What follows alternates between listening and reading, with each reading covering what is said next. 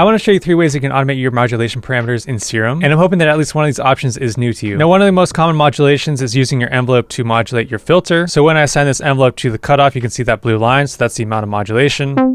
Now, if you want to automate that modulation, what you might have done is taking your macro knob and then assign it to the cutoff, but that's actually a bit complicated because then you have to play around with the modulation of your macro knob and then also adjust the modulation of your envelope. What you should do instead is go to your matrix and head to this aux source, and then you can drag in your macro knob to this aux source. So now if I adjust this macro knob, then I'm only adjusting the modulation of my envelope too.